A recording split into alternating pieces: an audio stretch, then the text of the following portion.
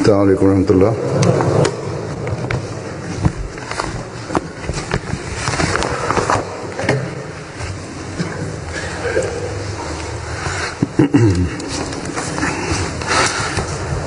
أشهد أن لا إله إلا الله وحده لا شريك له وأشهد أن محمدا عبده ورسوله أما بعد فأعوذ بالله من الشيطان الرجيم بسم الله الرحمن الرحيم الحمد لله رب العالمين الرحمن الرحيم مالك يوم الدين إياك نعبد وإياك نستعين اهدنا الصراط المستقيم صراط الذين أنعمت عليهم غير المغضوب عليهم ولا الضالين.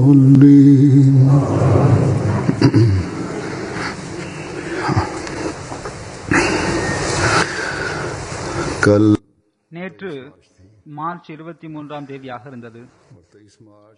March 23 Ahmadiyya முஸ்லிம் ஜமாத்தின் வரலாற்றில் மிக முக்கியமான நாளாகும். ஏனென்றால் அந்த நாளில் ஹஜ்ரத் மிர்சா குலாம் அஹமது காதியானி அலைஹிஸ்ஸலாத்து வஸ்ஸலாம் அவர்கள் பையத்தின் மூலமாக முறையாக அஹ்மதியா ஜமாத்திற்கான அடித்தளத்தை அமைத்தார்கள். அன்னார் கூறினார்கள், தோன்றவிருந்த வாக்களிக்கப்பட்ட மசீஹ் மற்றும் மெஹதி, மேலும் எவரை பற்றி ஹஜ்ரத் நபி ஸல்லல்லாஹு அலைஹி வஸல்லம் அவர்கள் முன்னறிவித்திருந்தார்களோ அவர் நானே ஆவேன். மேலும் அன்னார் கூறினார்கள், ஏகத்துவத்தை நிலைநாட்டி உள்ளங்களில் இறை நேசத்தை உருவாக்கவே நான் அனுப்பப்பட்டிருக்கின்றேன்.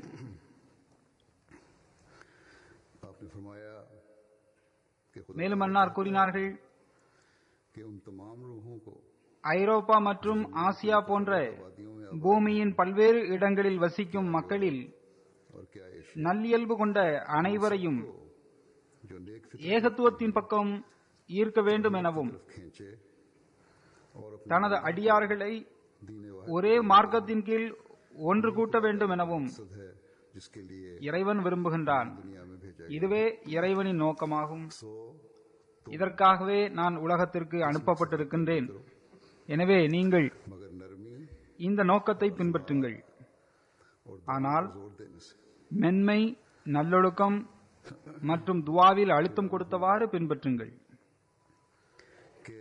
அடுத்த அன்னார் கூறினார்கள், எனக்கு இந்த மதிப்பும் மேன்மையும் ஹஜ்ரத் நபியல் நாயகம் ஸல்லல்லாஹு அலைஹி வஸல்லம் அவர்களை பின்பற்றியதாலும் அன்னார் மீது நான் கொண்ட உண்மையான அன்பினாலேயே கிடைத்திருக்கின்றது. எனவே அந்த தூதர் ஸல்லல்லாஹு அலைஹி வஸல்லம் அவர்கள் மீது அன்பு கொள்ளுங்கள், அன்னாரை பின்பற்றுங்கள் என்பது முழு உலகத்திற்குமான தூது செய்தியாக அமைகின்றது. அதன் மூலம் இறைவனுடனும் உங்களுக்கு தொடர்பேற்படும். மேலும் நீங்கள் உண்மையான ஏகத்துவவாதியாகவும் ஆக முடியும். அன்னார் கூறுகின்றார்கள், ஆதமின் மக்களுக்கு முஹம்மது முஸ்தபா ஸல்லல்லாஹு அலைஹி வஸல்லம் அவர்களை தவிர இப்போது எந்த தூதரும் பரிந்துரையாளரும் இல்லை. எனவே ஆற்றலும் கம்பீரமும் மிக்க அந்த தூதரிடம் உண்மையான அன்பு கொள்ள முயலுங்கள். அவரை தவிர்த்து வேறெவருக்கும் அவரை விட எவ்வகை மேன்மையும் வழங்கிவிடாதீர்கள். இதனால் நீங்கள் விண்ணில் ரட்சிப்பு பெற்றவராக எழுதப்படுவீர்கள். மேலும் நினைவிற்கொள்ளுங்கள், जो मरने ரட்சிப்பு என்பது மரணத்திற்கு பிறகு வெளிப்படுவது அல்ல. के इस மாறாக இவ்வுலகில் தன் ஒளியை காட்டுவதே உண்மையான ரட்சிப்பாகும். निजात याफ्ता कौन है? ரட்சிப்பு கிடைக்க பெற்றவர் யார்? यकीन रखता है இறைவன் இருக்கின்றான் என்பது உண்மை என்றும் और मोहम्मद அவனுக்கும் அவனது படைப்பினங்களுக்கும் இடையே பரிந்துரை செய்பவர் ஹஜ்ரத் முஹம்மது முஸ்தபா ஸல்லல்லாஹு அலைஹி வஸல்லம் அவர்கள் ஒருவரே ஆவர் என்றும் और आसमान के नीचे வானத்தின் கீழ் அம்மாநபிக்கு நிகரான தகுதியினை பெற்ற தூதர் வேறெவரும் இல்லை என்றும் कि हम திருக்குரானிற்கு நிகரான மறை வேறொன்றும் இல்லை என்றும் और किसी के लिए நபியல் நாயகம் ஸல்லல்லாஹு அலைஹி வஸல்லம் அவர்களை தவிர வேறெவரும் கொள்கையாலும் கோட்பாட்டாலும் நிரந்தரமாக உயிர் வாழ்வதை இறைவன் விரும்பவில்லை என்றும் உறுதியாக நம்புபவரே ரட்சிப்பு பெற்றவராக இருக்கின்றார். இதுவே ஹஜ்ரத் நபி ஸல்லல்லாஹு அலைஹி வஸல்லம் அவர்கள் தொடர்பாக ஹஜ்ரத் மஸீமௌத் அலைஹிஸ்ஸலாத்து வஸ்ஸலாம் அவர்கள் கொண்டிருந்த அன்பு மற்றும் மேன்மை ஆகும். இதனை எப்போதும் அன்னார் முழுமையாக வெளிப்படுத்தி வந்திருக்கின்றார்கள். மேலும் தன்னை ஏற்றுக்கொண்டவர்களும் இந்த நேசம் மற்றும் கண்ணியத்தை தமது கருத்தில் கொள்ள வேண்டும் என அன்னார் அறிவுரை செய்துள்ளார்கள். इस मोहब्बत और मुकाम எனவே ஹஜ்ரத் மஸீமௌத் அலைஹிஸ்ஸலாத்து வஸ்ஸலாம் அவர்கள் जालिम है वो மற்றும் அன்னாரை ஏற்றுக்கொண்ட மக்கள் நாவுதுபில்லா ஹஜ்ரத் நபியல் நாயகம் ஸல்லல்லாஹு அலைஹி வஸல்லம் அவர்களை விட ஹஜ்ரத் மஸீமௌத் அலைஹிஸ்ஸலாத்து வஸ்ஸலாம் அவர்களுக்கு உயர் தகுதியை வழங்குகின்றனர் என கூறுபவர்கள் அநீதி இழைக்கக்கூடிய மக்களாக இருக்கின்றனர். हजरत सल्लल्लाहु अलैहि இன்றைய நாட்களில் वसल्लम कम कर அல்ஜீரியாவிலும் இந்த பழி நம் மீது சுமத்தப்படுகின்றது. இந்த குற்றச்சாட்டு சுமத்தப்பட்டு அகமதிகள் சிறையில் அடைக்கப்படுகின்றனர். பெண்கள் மீது கை வைக்கவும் और लगा इल्जाम लगा அவர்களுக்கு எதிராக வழக்கு தொடுக்கவும் இவர்கள் துவங்கிவிட்டனர். பல மணி நேரம் उन्होंने हाथ பயணம் செய்ய வைத்து मुकदमे कायम करने பால்குடி குழந்தைகளுடன் தாய்மார்களை வேறு நகரங்களுக்கு அழைத்து சென்று வழக்கு தொடுத்து அவர்களை சிறையில் அடைக்கின்றனர். के बच्चों के साथ ஆனால் எனக்கு அந்த பெண்கள் கூட दूसरे शहरों में ले जाया जाता है फिर मुकदमा कायम இந்த तூது செய்தியையே किया जाता है அனுப்புகின்றனர். வாக்களிக்கப்பட்ட மஸீ மற்றும் மஹதியை நாங்கள் ஏற்றுக்கொண்டிருக்கின்றோம். कि அன்னாரை ஏற்றுக்கொண்ட பிறகே எங்களுக்கு உண்மையான ஏகத்துவத்தை பற்றியும் ஹஜ்ரத் நபியல் நாயகம் ஸல்லல்லாஹு அலைஹி வஸல்லம் அவர்களின் हमने உண்மையான மதிப்பும் மரியாதையும் அன்னாரின் மீதான அன்பின் உண்மைத்துவமும் எங்களுக்கு தெரிய வந்துள்ளது. वसल्लम के मुकाम मर्तबा அவ்வாறு இருக்க எங்களால் எங்கனம் எமது ஈமானிலிருந்து விலகி நிற்க முடியும்? हम किस तरह अपने ईमान से पीछे हट सकते हैं? அல்லாஹுவே, நீ இந்த அகமதிகளுக்கு அவர்களின் நாடுகளில் எளிமையை ஏற்படுத்துவாயாக என துவா செய்கின்ற அதே தருணத்தில் அல்லாஹுவே, முஸ்லிம்களுக்கு ஹஜ்ரத் நபியல் நாயகம் ஸல்லல்லாஹு அலைஹி வஸல்லம் அவர்களின் உண்மை பேரன்பரை ஏற்றுக்கொள்ளும் நற்பாக்கியத்தையும் வழங்குவாயாக என்று நாம் துவா செய்கின்றோம். हजरत सल्लल्लाहु अलैहि वसल्लम के आशिक सादिक அல்லாஹுவின் வாக்குறுதிக்கேற்ப फरमाए ஏகத்துவத்தை நிலைநாட்டவும் இஸ்லாத்தின் மறுமலர்ச்சிக்காகவுமே ஹஜ்ரத் மஸீமௌத் அலைஹிஸ்ஸலாம் அவர்கள் தோன்றினார்கள். वादे के मुताबिक तौहीद के क़याम அல்லாஹுவின் மீதான அன்பு மற்றும் ஏகத்துவத்தை நிலைநாட்டுவதற்கான அன்னாரின் துடிப்பின் ஒரு பொழிவு அன்னாரின் இந்த சொற்களிலிருந்து நமக்கு கிடைக்கின்றது. आपकी அன்னார் அல்லாஹுவை நோக்கி கூறுகின்றார்கள், आपके இறைவா, अल्फाज से मिलती है நீ பார்ப்பாயாக, आप फरमाते हैं பறவை தனது கூட்டினை நோக்கி பறந்து செல்வது போன்று எனது ஆன்மா உன்னை நோக்கி பறந்து வருகின்றது. எனவே உனது வல்லமையின் அடையாளத்திற்கு நான் விருப்பம் கொள்கின்றேன். ऐसी परवाह ஆயினும் है எனக்காகவோ எனது கண்ணியத்திற்காகவோ நான் அப்படி ஆசை கொள்ளவில்லை. सो मैं तेरी மாறாக निशान का ख्वाहिश மக்கள் உன்னை அடையாளம் கண்டுகொள்ள வேண்டும் என்பதற்காகவே और ना நான் ஆசைப்படுகின்றேன். உனது தூய வழியினை மக்கள் மேற்கொள்ள வேண்டும் என்பதற்காகவும் बल्कि நீ அனுப்பிய நபரை பொய்ப்படுத்தி நேர்வழியிலிருந்து மக்கள் விலகி சென்று விடக் கூடாது என்பதற்காகவும் நான் அவ்வாறு ஆசைப்படுகின்றேன். तैयार करें और जिसको நீயே என்னை அனுப்பினாய் என நான் சாட்சி பகருகின்றேன். हदायत से दूर न जा पड़े எனக்கு ஆதரவாக பெரும் பெரும் அடையாளங்களை நீ வெளிப்படுத்தினாய். फरमाया कि मैं गवाही எந்த அளவுக்கென்றால் कि तूने मुझे முன்னறிவிப்பிற்கேற்ப और मेरी ரமலானில் குறிப்பிட்ட நாட்களில் जाहिर किए हैं। கிரகணத்திற்குட்பட வேண்டும் என நீ சூரியனுக்கும் சந்திரனுக்கும் கட்டளையிட்டாய். पेशगोई की तारीफ நீயே எனது இறைவனாவாய் என நான் உன்னை அடையாளம் கண்டு கொண்டுள்ளேன். तुझे पहचान எனவே எனது ஆன்மாவானது பால்குடி குழந்தை தனது தாயை கண்டதும் துள்ளுவதைப் போன்று உனது பெயரை கேட்டதும் उछलती है துள்ளி குதிக்கின்றது. कि शीर खार ஆனால் பெரும்பாலான மக்கள் என்னை அடையாளம் காணவும் இல்லை, लेकिन என்னை ஒப்புக்கொள்ளவும் இல்லை. मुझे नहीं पहचाना और ना இந்த கூற்றிலிருந்து அல்லாஹ்வின் அன்பு மற்றும் அவனது மகத்துவத்தை நிலைநாட்ட அன்னாரிடம் காணப்பட்ட துடிப்பு நமக்கு தென்படுகின்ற அதே தருணத்தில் மனித இனத்தை காப்பாற்றுவதற்கான அன்னாரின் கடுமையான வேதனையும் நமக்கு தெரிய வருகின்றது. बेचैनी का भी शदीद அவ்வாறு எப்படி இல்லாமல் இருக்க முடியும்? ஏனென்றால் அன்னார் தானே இறுதி காலத்தில் ஹஜ்ரத் நபிகள் நாயகம் ஸல்லல்லாஹு அலைஹி வஸல்லம் அவர்களின் அடிமைத்துவத்தில் உள்ளங்களில் இறை அன்பை உருவாக்கக்கூடியவராக இருக்கின்றார்கள். ताला की मोहब्बत இறை அன்பை பிறரின் உள்ளங்களில் कायम करने वाले நிலைநாட்டுபவராக மட்டும் இல்லாமல் और खुद அன்னாரும் இறை அன்பில் சுயம் மூழ்கியவராகவே திகழ்ந்தார்கள். அல்லாஹ்வின் அன்பு மற்றும் நேசத்திற்கான நெருப்பின் பொறி பிறரின் உள்ளங்களிலும் ஏற்பட்டுவிட வேண்டும் என்ற துடிப்பு எந்த அளவிற்கு அன்னாருக்கு இருந்ததென்றால் அது தொடர்பாக அன்னார் கூறுகின்றார்கள், इस बारे में आप फरमाते தனது ஒரு இறைவன் இருக்கின்றான், அவன் எல்லாவற்றின் மீதும் ஆற்றல் படைத்தவன் ஆவான் என இதுவரை அறியாத மனிதன் மிகவும் துர்பாக்கியசாலி ஆவான்.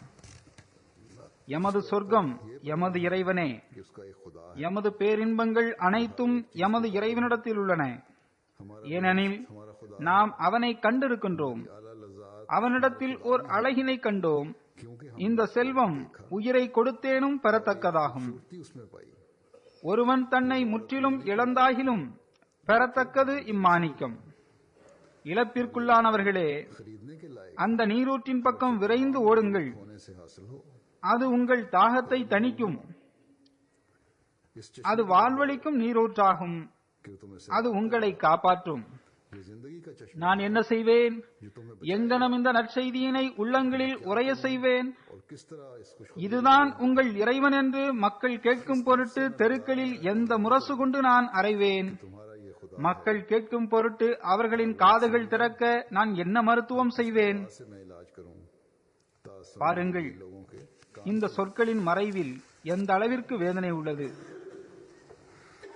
ஒவ்வொரு சொல்லிலும் வேதனையின் பல அம்சங்கள் ஒளிந்திருக்கின்றன என்றே நாம் கூற வேண்டும். दर्द है इन अल्फाज की तह ஒவ்வொருவரும் தத்தமது அறிவு कहना चाहिए மற்றும் ஞானத்திற்கு ஏற்ப அதன் ஆழத்திற்கு செல்ல முடியும். दर्द के कई ஆனால் पहलू छुपे हुए हैं। தமது ஆற்றலுக்கேற்ப इसमें எந்த அளவிற்கு ஒரு நபர் परत है और हर परत में அதன் ஆழத்தை அடைவாரோ அந்த அளவிற்கு ஆன்மீகத்தில் அசாதாரண உயர்வையும் முன்னேற்றத்தையும் பெறக்கூடியவராக அவர் திகழ்வார். अपने फहम और इदराक के लिहाज से जा सकता है। அடுத்து लेकिन जिस हद तक भी कोई இறை வணக்கம் மற்றும் இறை நேசத்திற்கான அறிவுரை செய்தவாறு அன்னார் கூறுகின்றார்கள், रूहानियत में गैर मामूली बुलंदी और गैर मामूली तरक्की हासिल करने वाला होगा நீங்கள் இறைவனுக்குரியவர்களாக ஆகிவிட்டால் कि इबादत அவன் உங்களுக்கே உரியவன் என்பதை நீங்கள் உறுதியாக உணர்ந்து கொள்ளுங்கள். की से நீங்கள் தூங்கிக் கொண்டிருப்பீர்கள், இறைவன் உங்களுக்காக விழித்திருப்பான். अगर நீங்கள் எதிரியிடமிருந்து கவனமற்று இருப்பீர்கள், ஆனால் இறைவன் அவர்களை உற்று நோக்கிக் கொண்டிருப்பான். எதிரியின் சூழ்ச்சிகளை முறியடிப்பான். ताला तुम्हारे लिए जागेगा உங்களின் இறைவனிடத்தில் என்னென்ன வல்லமைகள் உள்ளன என்பதை இதுவரை நீங்கள் அறியவில்லை. நீங்கள் அறிந்திருந்தால் तोड़ेगा உலகிற்காக உங்களை மிகவும் கவலைக்குள்ளாக்கும் ஒரு நாள் கூட உங்களுக்கு வந்திருக்காது. और अगर तुम जानते तो तुम पर कोई ऐसा दिन ना आता ஒரு கருவூலத்தை தன்னகத்தே கொண்டிருக்கும் ஒரு மனிதர் सख्त गमगीन हो जाते ஒரு பைசா தொலைந்து போனால் அழுகை செய்வாரா? आ सकता है கதறி கூப்பாடு போடுவாரா? वो एक पैसा के जाया होने அதற்காக தன்னையே மாய்த்துக் கொள்வாரா? चीखें मारता है அடுத்து, இறைவன் உங்களின் ஒவ்வொரு தேவையின் போதும் உங்களுக்கு உதவி செய்பவனாவான். அந்த பொக்கிஷத்தை நீங்கள் அணிந்திருந்தால் உலகிற்காக நீங்கள் உங்களை ஒருபோதும் மாய்த்துக் கொள்ள மாட்டீர்கள். இறைவன் மிகவும் நேசத்திற்குரிய பொக்கிஷமாவான். அவனை நீங்கள் கண்ணியப்படுத்துங்கள். அவன் உங்களின் ஒவ்வொரு அடியிலும் உங்களின் உதவியாளனாவான். அவனின்றி நீங்கள் ஒன்றுமே அல்ல. உங்களின் காரணிகளும் திட்டங்களும் ஒரு பொருட்டே அல்ல. அன்னார் கூறுகின்றார்கள், அந்நிய சமுதாயத்தின் அடிச்சுவட்டை பின்பற்றி செல்லாதீர்கள். அவைகள் அந்நிய சமுதாயங்கள் முற்றிலும் காரணிகளில் தம்மை மாய்த்து கொண்டு விட்டன. உலகமும் பௌதீகத்தையும் தவிர்த்து அவர்களிடம் வேறு எதுவும் இல்லை. பாம்பு மண்ணை நக்குவது போன்று அந்த சமுதாயங்கள் உலகியல் காரணிகளில் மூழ்கி கிடக்கின்றன. நாய்களும் நரிகளும் பிணங்களை உண்பதை போன்று அந்த அந்நிய சமுதாயங்கள் மரணித்தவைகளையே உணவாக கருதி நிற்கின்றன. அவர்கள் இறைவனிடமிருந்து வெகு தொலைவில் வீழ்ந்து கிடக்கின்றனர். நீங்கள் நடுநிலை பாங்குடன் காரணிகளை பயன்படுத்துவதை நான் உங்களுக்கு தடை செய்யவில்லை. பணி செய்வதையும் பொருட்களை பயன்படுத்துவதையும் உலகியல் விஷயங்களை செயல்படுத்துவதையும் நான் தடுக்கவில்லை. மாறாக நீங்கள் அந்நிய சமுதாயங்களை போன்று காரணிகளின் அடிமைகளாக மாறுவதையே நான் தடை செய்கின்றேன். காரணிகளை உருவாக்குகின்ற இறைவனையே நீங்கள் மறந்து விடுவதைத்தான் நான் உங்களுக்கு தடை செய்கின்றேன். இந்த காரணிகளையும் உலகியல் பொருட்களையும் இறைவனே உருவாக்கி தந்திருக்கின்றான். எனவே நீங்கள் உங்களை அதில் மாய்த்துக் கொள்ளாதீர்கள், உலகியல் காரணிகளில் மாய்த்துக் கொள்ளாதீர்கள். மாறாக அதனை உங்களுக்கு உருவாக்கி தருகின்ற இறைவனின் பக்கம் பாருங்கள்.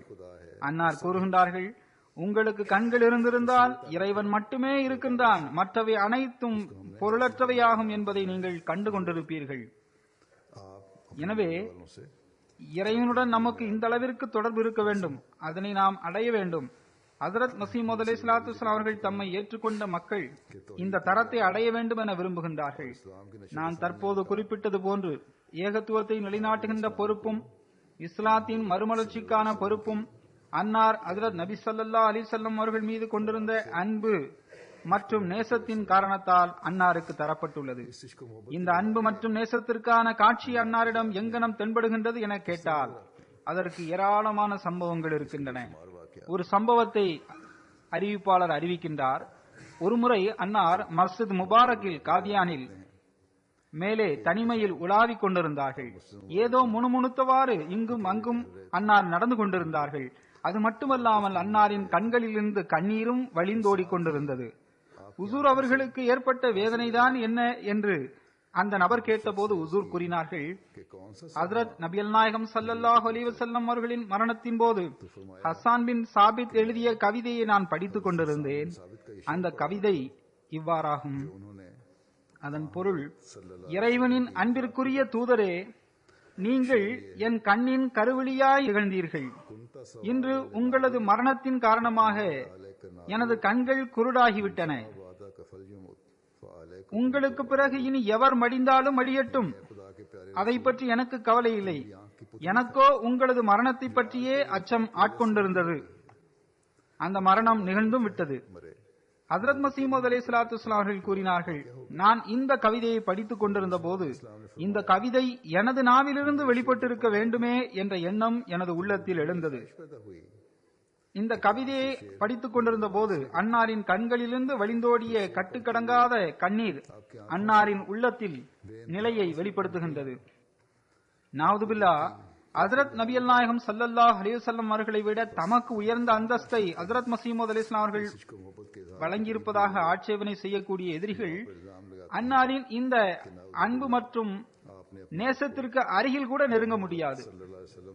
ஹஜ்ரத் மிர்சா பஷீர் அஹ்மத் சாப் ரலியல்லாஹு அன்ஹு அவர்கள் அன்னாரின் இந்த உணர்வுபூர்வமான நிலையை மிக வேதனைமிக்க வார்த்தைகளில் படம் பிடித்து காட்டுகின்றார்கள். ஹஜ்ரத் மஸீஹ் மவ்ஊத் அலைஹிஸ்ஸலாத்து வஸ்ஸலாம் அவர்கள் எல்லா விதமான கடினத்தையும் எதிர்கொண்டார்கள். அன்னாருக்கு எதிரில் எண்ணற்ற எதிர்ப்பின் புயல்கள் வீசின. அன்னார் எண்ணற்ற துன்பங்கள் மற்றும் வேதனைகளை கடந்தார்கள். அன்னார் மீது கொலை வழக்கு தொடரப்பட்டது. அன்பிற்குரியவர்கள், உறவினர்கள், நண்பர்கள் மற்றும் குழந்தைகளின் மரணத்தின் காட்சியை கூட அன்னார் கண்டார்கள். ஆனால் அன்னாருக்கு அருகில் இருந்தவர்கள் அன்னாரின் முகத்திலும் கண்களிலும் உள்ளத்தின் வேதனை வெளிப்பட்டதை அந்த சந்தர்ப்பத்தில் கண்டதே இல்லை. ஆனால் ஹஜ்ரத் நபி ஸல்லல்லாஹு அலைஹி வஸல்லம் அவர்களின் அன்பின் வெளிப்பாட்டிற்கான இந்த சம்பவத்தின் போது அன்னாரின் கண்களில் கண்ணீர் வெள்ளம் போன்று பெருக்கெடுத்து ஓடியது.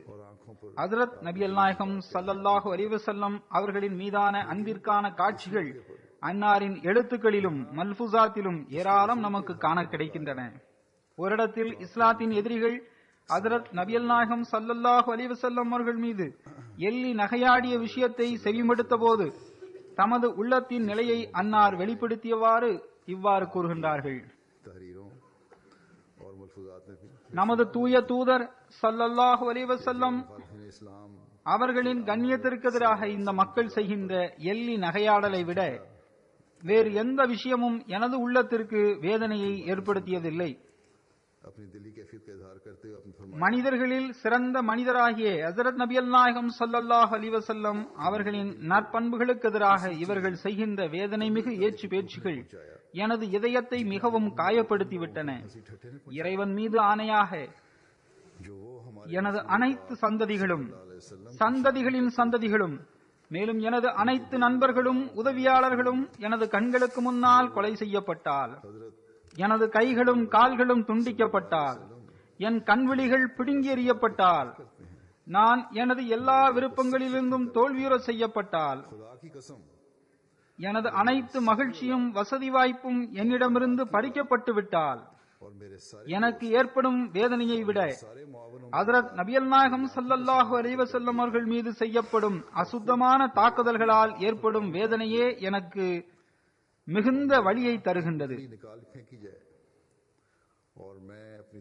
எனவே எங்களது விண்ணின் எஜமானனே, நீ எங்கள் மீது கருணை மற்றும் உதவியின் பார்வையை வீசுவாயாக. மேலும் எங்களை இந்த மாபெரும் சோதனையிலிருந்து ரட்சிப்பாயாக. இதுபோன்ற உணர்வை வெளிப்படுத்துகின்ற எவரும் உள்ளனரா? அன்பு மற்றும் நேசத்திற்கான வாதம் செய்பவர்கள் பலரும் உள்ளனர். கத்மே நுபுவத் என்ற பெயரால் கொலையும் குழப்பமும் செய்பவர்கள் நிறைய பேர் இருக்கின்றனர். ஆனால் ஹஜ்ரத் நபிகள் நாயகம் ஸல்லல்லாஹு அலைஹி வஸல்லம் அவர்களின் கண்ணியத்தை உலகம் ஏற்றுக்கொள்ள செய்வ அவர்கள் என்ன முயற்சி செய்திருக்கின்றார்கள்? இஸ்லாம் மற்றும் திருக்குரானை உலகில் பரப்புவதற்கு அவர்கள் என்ன முயற்சி செய்திருக்கின்றார்கள்?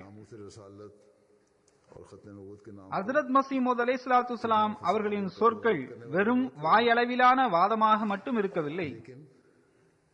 மாறாக ஹஜ்ரத் நபிகள் நாயகம் ஸல்லல்லாஹு அலைஹி வஸல்லம் அவர்கள் மீது அன்னாரின் அன்பு மற்றும் நேசத்திற்கான வாதம் அன்னாரின் உள்ளத்தின் குரல் மற்றும் அன்னாரின் ஒவ்வொரு சொல் மற்றும் செயலிலிருந்து நிரூபணமாகின்றது என அன்னாருடன் தொடர்பு கொண்டிருந்தவர்களும் ஏன் அந்நியர்களும் கூட சாட்சி பகர்கின்றனர்.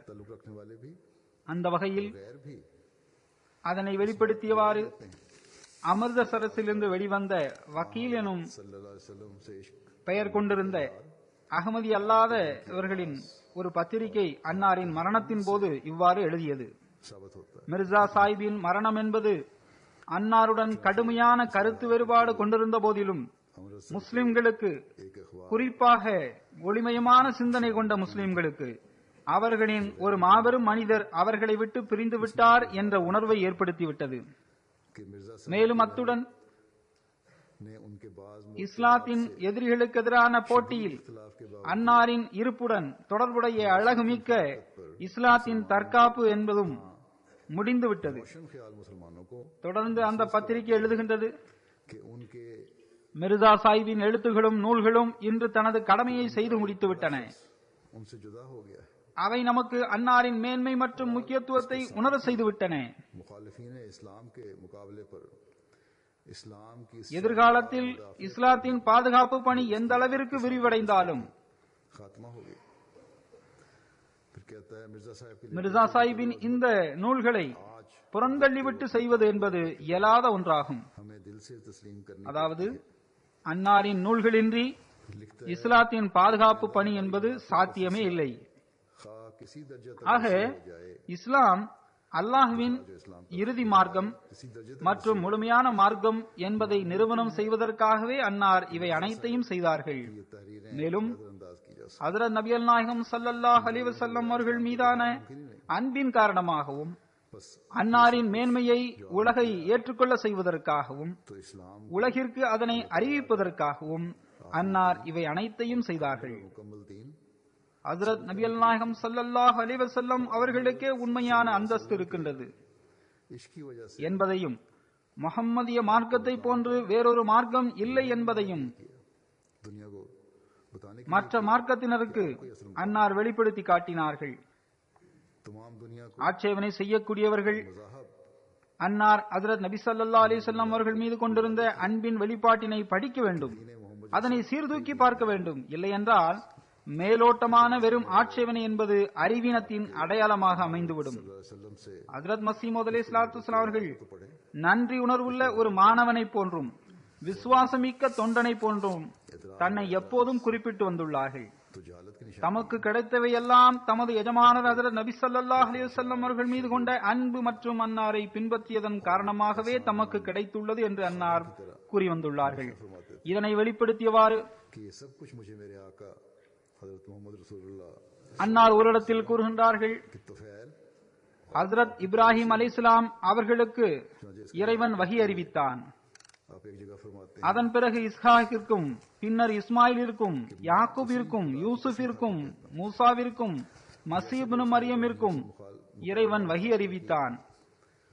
இவர்கள் அனைவருக்கும் பிறகு நமது நபி ஸல்லல்லாஹு அலைஹி வஸல்லம் அவர்களுக்கு எந்த அளவிற்கு இறைவன் வஹி அறிவித்தான் என்றால் அன்னார் மீது மிகவும் ஒளிமயமான மற்றும் தூய வஹியை இறக்கினான். அப்படிப்பட்ட அந்த இறைவன் மீது சத்தியம் செய்து நான் கூறுகின்றேன், அவ்வாறே இறைவன் எனக்கும் அவனுடன் கலந்துரையாடுகின்ற பாக்கியத்தை நல்கியுள்ளான். ஆனால் ஹஜ்ரத் நபி ஸல்லல்லாஹு அலைஹி வஸல்லம் அவர்களை பின்பற்றியதன் காரணமாக மட்டுமே எனக்கு இந்த கண்ணியம் கிடைத்திருக்கின்றது. நான் இன்று ஹஜ்ரத் நபி ஸல்லல்லாஹு அலைஹி வஸல்லம் அவர்களின் உம்மத்தை சாராதவனாகவும் அன்னாரை நான் பின்பற்றாமலும் இருந்து அனைத்து மலைகளின் அளவிற்கும் எனது அமல்கள் இருந்திருந்தாலும் கூட எனக்கு இறைவனுடன் உரையாடும் நற்பாக்கியம் ஒருபோதும் கிடைத்திருக்காது. இந்த விஷயங்களை செவிமடுத்த பிறகும் ஹஜ்ரத் மஸீஹ் அலைஹிஸ்ஸலாத்து வஸ்ஸலாம் அவர்கள் மீது ஒருவர் ஆட்சேபனை செய்கின்றார் என்றால் அவர் அநீதியாளர், அறிவீனர் மற்றும் குழப்பவாதி ஆவார். இதை தவிர்த்து நாம் வேறொன்றும் சொல்வதற்கில்லை. அவர்கள் தம்மை பெரும் பெரும் உலமாக்களாக கூறி வலம் வருகின்றனர். இனி அவர்களின் விஷயம் இறைவனிடம் உள்ளது. ஹஜ்ரத் மஸீஹ் அலைஹிஸ்ஸலாத்து வஸ்ஸலாம் அவர்களின் வருகை நோக்கம் ஏகத்துவத்தை நிலைநாட்டுதல் மற்றும் ஹஜ்ரத் நபி ஸல்லல்லாஹு அலைஹி வஸல்லம் அவர்களின் மேன்மையை தெளிவுபடுத்தி உலகை அன்னாரின் கொடியின் கீழ் கொண்டு வருதல் போன்றவை ஆகும். அத்துடன் அடியார்களுக்குரிய உரிமையை வழங்குதல் மற்றும் அல்லாஹ்வின் படைப்பினங்களின் மீதான அனுதாப அறிவை வழங்குதல், மேலும் அதன்படி மனித இனத்தை செயல்பட வைத்தல், இவை அனைத்தும் அன்னாரின் வருகையின் நோக்கமாகும். அந்த அடிப்படையில் அன்னார் பையத்தின் நிபந்தனைகளில் இந்த நிபந்தனையையும் சேர்த்துள்ளார்கள். இன்னும் சொல்ல போனால் 2 நிபந்தனைகள் நேரடியாக இதனுடன் தொடர்புடையதாக உள்ளன. பையத்தின் 4வது நிபந்தனையில் அன்னார் கூறுகின்றார்கள், இறை படைப்பினங்களுக்கு பொதுவாகவும் முஸ்லிம்களுக்கு குறிப்பாகவும் எனது மன கிளர்ச்சியினால் எவ்வகையிலும் ஆகுமற்ற துன்பத்தை நான் தரமாட்டேன் என பைய செய்யக்கூடியவர் பைய செய்கின்றார். மேலும் அவர் நாவினாலோ கைகளினாலோ வேறு வகையினாலோ துன்பம் தரமாட்டேன் என்றும் உடன்படிக்கை செய்கின்றார். அடுத்து 9வது நிபந்தனையில் இவ்வாறு வந்துள்ளது, இறை படைப்பினங்களின் அனுதாபத்தில் இறைவனுக்காக மட்டும் தொண்டாற்றுவதில் நான் ஈடுபட்டு வருவேன். என்னால் இயன்றவரை இறைவனால் வழங்கப்பட்ட எனது ஆற்றல்களை கொண்டு மனித இனத்திற்கு நன்மை சேர்ப்பேன். இது தொடர்பாக இஸ்லாமிய போதனைகளை குறிப்பிட்டவாறு அன்னார் கூறுகின்றார்கள், மார்க்கத்தின் 2 அம்சங்கள் இருக்கின்றன. ஒன்று இறைவனுடன் அன்பு கொள்ளுதல், மற்றொன்று பிறரின் துன்பத்தை தனது துன்பமாக கருதும் அளவிற்கு மனித இனத்துடன் அன்பு காட்டி அவர்களுக்காக துஆ செய்தலாகும். அடுத்து அன்னார் கூறுகின்றார்கள், இஸ்லாமிய போதனையின் அடிப்படையில் இஸ்லாத்தின் அம்சங்கள் 2 மட்டுமே ஆகும். அல்லது இஸ்லாமிய போதனைகள் 2 பெரிய போதனையை உள்ளடக்கியது என்று கூட நம்மால் கூறலாம். முதலாவது இறைவனை அறிவது, रूह से அவனிடம் அன்பு கொள்வது, और इस्लाम के हिस्से மேலும் அவனுக்கான உண்மையான கீழ்ப்படிதலில் தன்னை மாய்த்துக் கொள்வது போன்றவை ஆகும். கட்டுப்படுதல் மற்றும் அன்பிற்கான நிபந்தனைக்கேற்ப செயல்படுதலும் ஆகும்.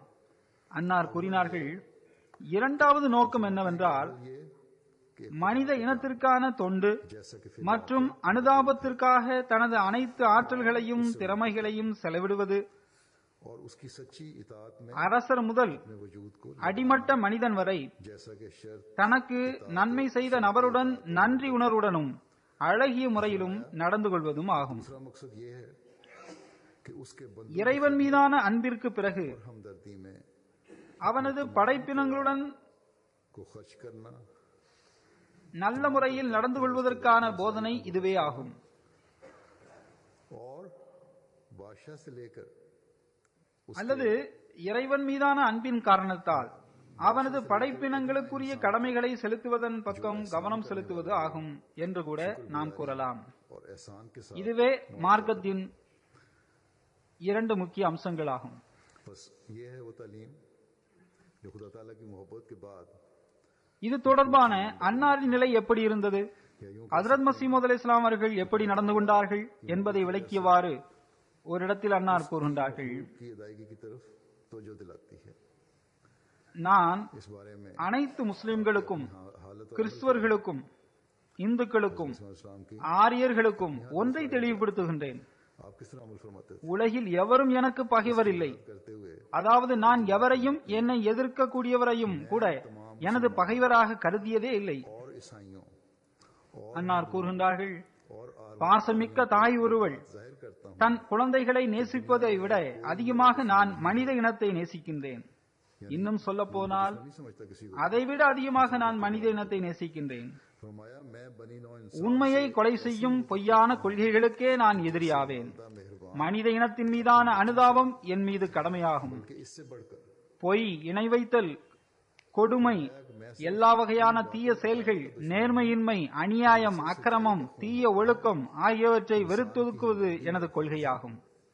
इंसान की हमदर्दी அடுத்து फर्ज है. மேலும் விளக்கியவாறு அன்னார் ஒரு இடத்தில் இவ்வாறு கூறுகின்றார்கள், हर एक बदअमली ஒவ்வொரு உயிரினமும் और बद தத்தமது இனத்துடன் அன்பு கொள்வது வெளிப்படையாகும்.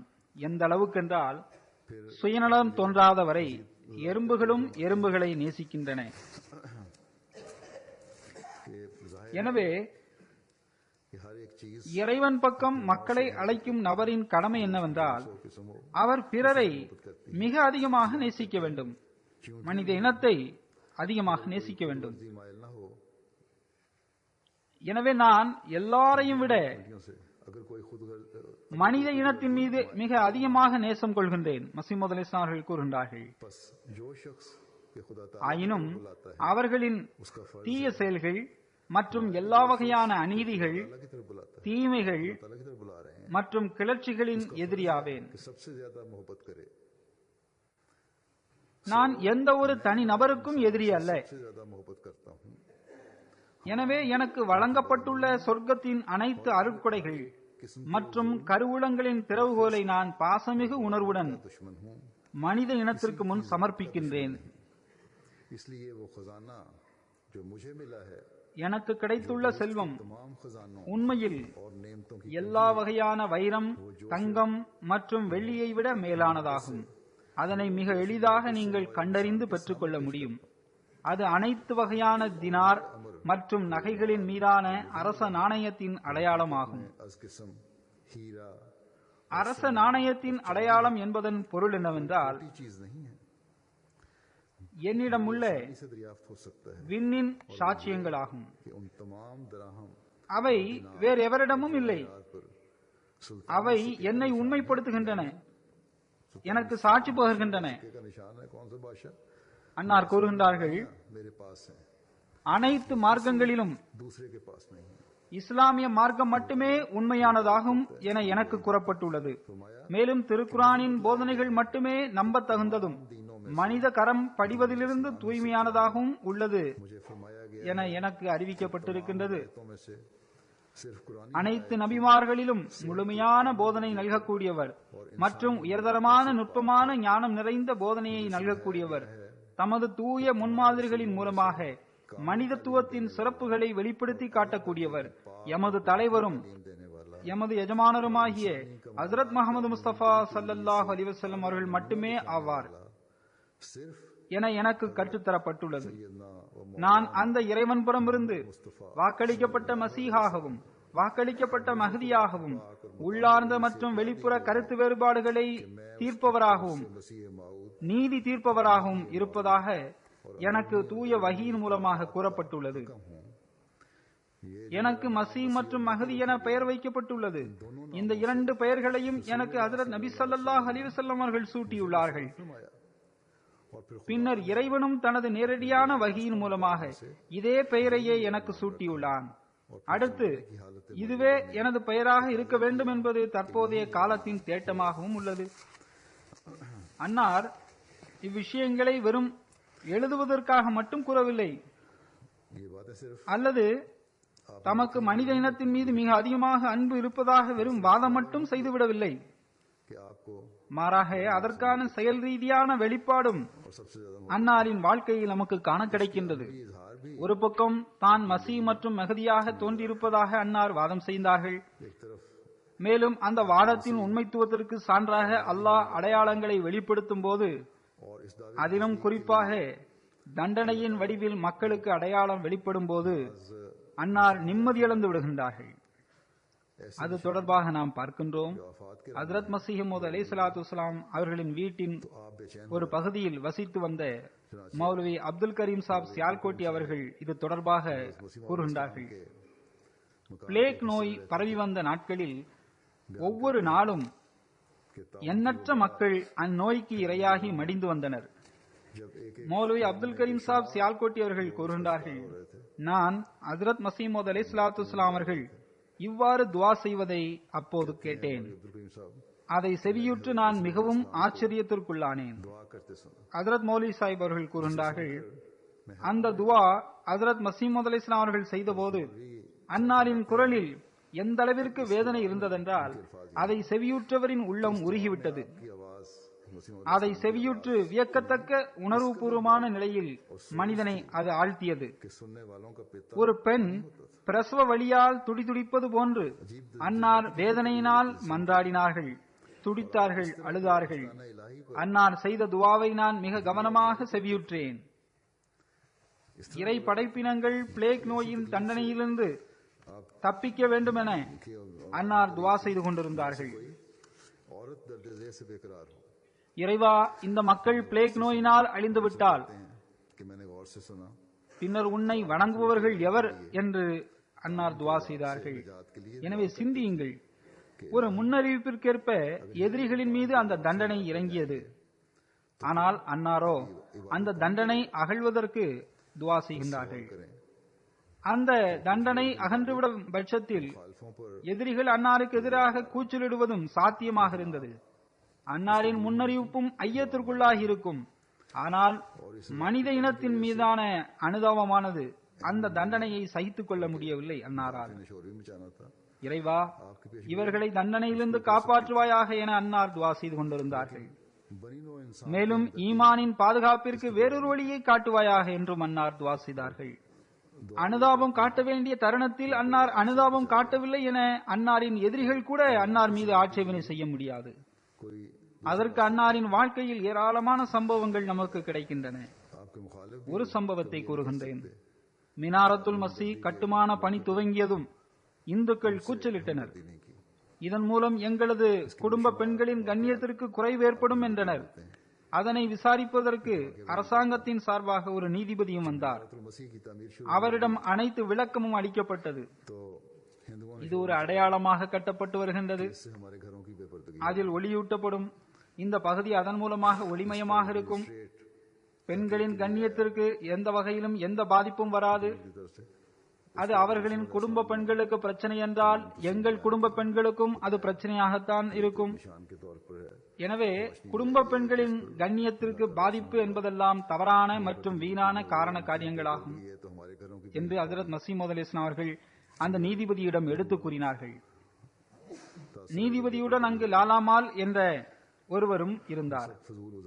ஹஜ்ரத் மசீமோத் அலைஹிஸ்ஸலாம் அவர்கள், मजिस्ट्रेट के साथ இவர் இங்கு காதியானில் தான் வசிக்கின்றார், இவர் எமது அண்டை வீட்டுக்காரர், இந்த ஊரை சார்ந்தவர், இவருக்கு தெரியும் நான் எப்போதும் அண்டை அயலார் மற்றும் படைப்பினங்களை கருத்தில் கொண்டு வந்திருக்கின்றேன். हमारे हमसाए உங்களுடன் நிற்கும் இந்த முதியவரான லாலா மாலிடம் நீங்களே கேளுங்கள். मैंने हमेशा इनको पता है இவருக்கு எனது உதவிக்கான தேவை ஏற்பட்டு நான் இவருக்கு உதவி செய்யாமல் இருந்த சந்தர்ப்பம் ஏதும் உண்டா என்று நீங்களே அவரிடம் கேளுங்கள். ये लाला बुड्ढा वाला आपके साथ हैं, इनसे எப்போதாவது இவருக்கு என்புறமிருந்து நன்மை கிடைப்பதற்கு சந்தர்ப்பம் கிடைத்து நான் அந்த சந்தர்ப்பத்தில் அவருக்கு அந்த நன்மை கிடைப்பதற்கு தடையாக இருந்திருக்கின்றேனா என்று கேட்டு பாருங்கள். या किसी भी किस्म का फायदा அதே போன்று இந்த லாலா சாஹிபிற்கு எனக்கு தீங்கிழைக்க சந்தர்ப்பம் கிடைத்து இவர் எனக்கு தீங்கிழைக்காமல் இருந்திருக்கின்றாரா என்றும் இவரிடமே நீங்களே கேளுங்கள். क्या कभी ऐसा இவர் எப்பொழுதும் எனக்கு நஷ்டத்தை பாதிப்பையே ஏற்படுத்தி வந்துள்ளார், ஆனால் நானோ எப்பொழுதும் இவருக்கு நன்மையையே செய்து வந்திருக்கின்றேன். அந்நேரத்தில் நீதிபதியுடன் நின்று கொண்டிருந்த லாலா சாஹிப்பிற்கு இவ்விஷயத்தை மறுப்பதற்கான தைரியம் வரவில்லை. மாறாக வெட்கத்தின் வெளிப்பாடாக அவர் அமைதியாக நின்று கொண்டிருந்தார். वहाँ साथ हैं ஆக இதுவே ஹஜ்ரத் மசீமோத் அலைஹிஸ்ஸலாம் அவர்களின் முன்மாதிரியாகும். करें, बल्कि शर्म பாதிப்பை ஏற்படுத்தியவருக்கும் கூட படைப்பினத்தின் மீதான அனுதாப உணர்வுடன் அன்னார் நன்மையே செய்தார்கள். மௌலை முகமது ஹுசைன் பட்டாலவி சாஹிப் எதிர்ப்பின் உச்சத்தை தொட்டவாறு ஹஜ்ரத் மசீமோத் அலைஹிஸ்ஸலாம் அவர்கள் மீது குஃபுர் நிராகரிப்பிற்கான ஃபத்வாவை வழங்கினார். தஜ்ஜால் என பெயர் சூட்டினார். நவுதுபில்லா. அன்னாருக்கு எதிராக நாடு முழுவதும் வெறுப்பு மற்றும் பகைமையின் நெருப்பை மூட்டினார். ஆனால் ஒரு வழக்கில் அன்னாரின் வழக்கறிஞர் மௌலை முகமது ஹுசைன் பட்டாலவியின் குடும்பத்தை பற்றி மன நெருடலுக்கு காரணமாக அமையும் சில கேள்விகளை கேட்க முற்பட்ட போது ஹஜ்ரத் மசீமோத் அலைஹிஸ்ஸலாம் அவர்கள் கண்டிப்புடன் தமது வக்கீலை தடுத்து நிறுத்திவிட்டார்கள். வக்கீல் மௌலை ஃபைசுதீன் சாஹிப் அவர்கள் मौलवी मोहम्मद அகமதி அல்லாதவராக இருந்தார். बाज மிர்சா சாஹிப் வினோதமான மனிதர், सवालात करने வினோதமான நற்பண்புகளுக்கு சொந்தக்காரர் என அவரே கூறி வந்தார். ஒரு நபர் அன்னாரின் கண்ணியம் மற்றும் உயிரின் மீது தாக்குதல் நடத்தினார். அதற்கு பகரமாக அந்த நபரின் சாட்சியை பலவீனப்படுத்த சில கேள்விகள் கேட்க முற்படும் போது अजीब நான் இதுபோன்ற கேள்விகளுக்கு அனுமதி தர மாட்டேன் என கூறி உடனே என்னை தடுத்து விட்டார் என அவர் கூறியிருக்கின்றார். बल्कि जान மௌலை முகமது ஹுசைன் பட்டாலவி அவர்களை பற்றி और ஒரு அரபி கவிதையில் जब उसकी शहादत को ஹஜ்ரத் மசீமோத் அலைஹிஸ்ஸலாத்து வஸ்ஸலாம் அவர்கள் सवालात किए இவ்வாறு கூறுகின்றார்கள். जाते हैं फौरन रोक देते हैं அதன் பொருள், सवालात की इजाजत நீர் இந்த அன்பின் மரத்தை உமது கரத்தாலேயே வெட்டிவிட்டீர். இளமை பருவத்தில் நாம் எமது உள்ளத்தில் வளர்த்து வைத்திருந்த அன்பின் மரத்தை நீர் உமது கரங்களாலேயே வெட்டிவிட்டீர்.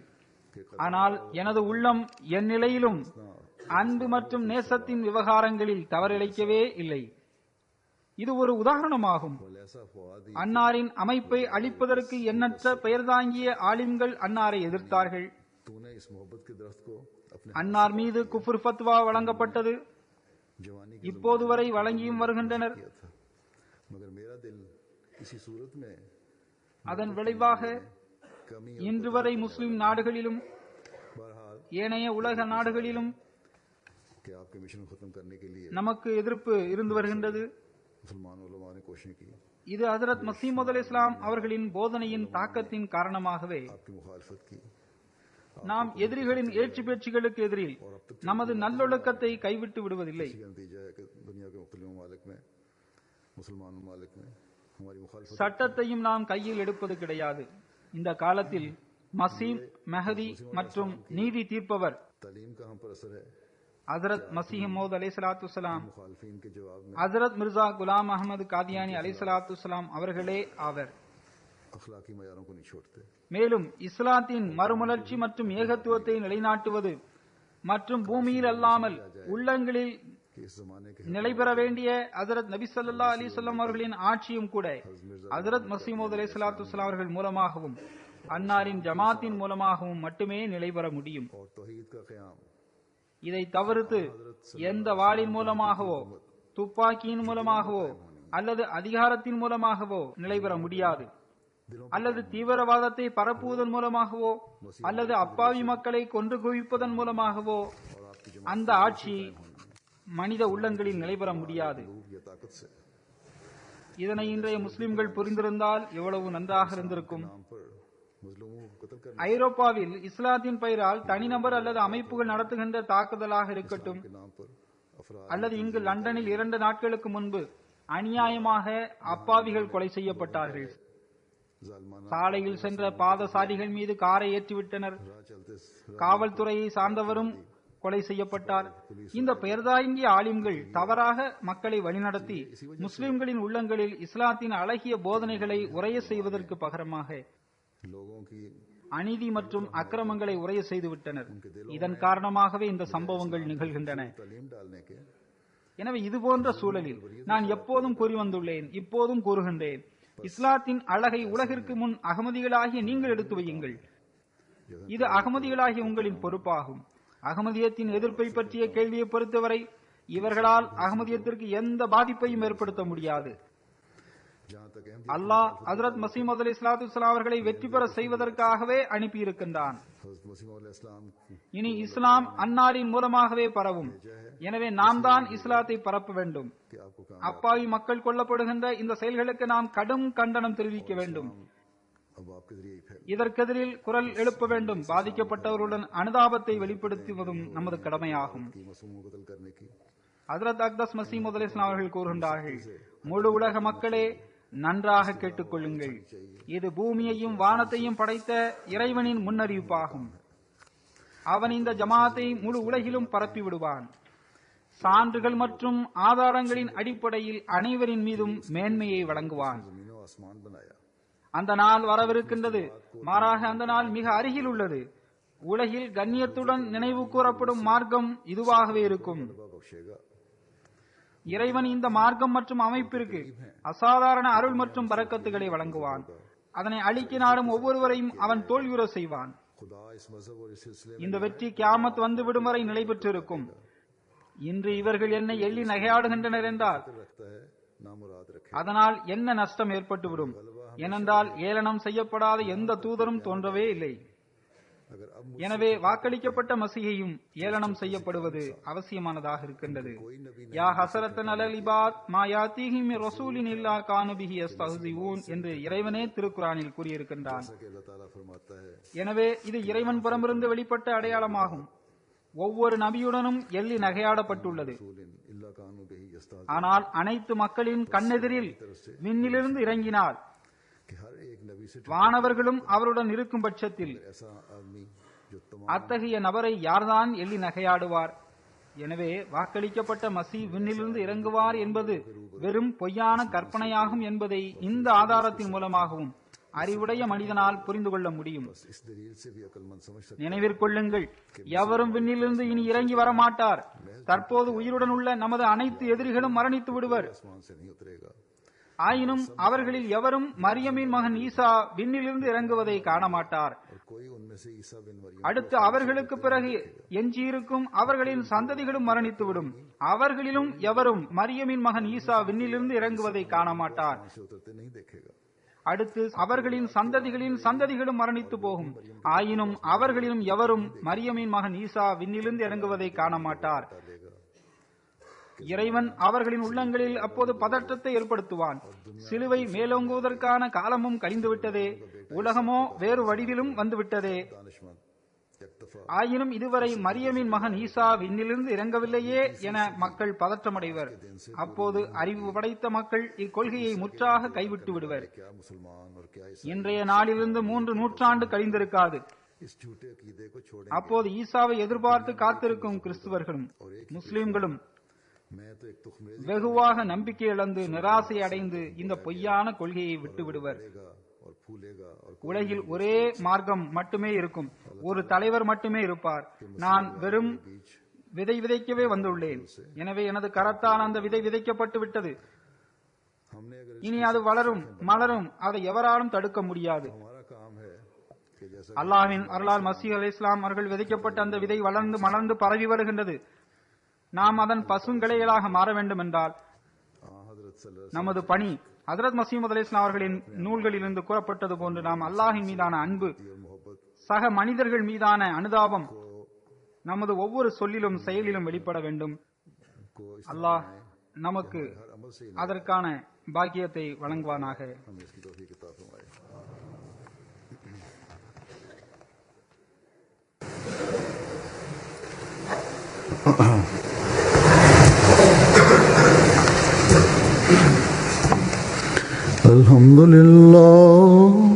الحمد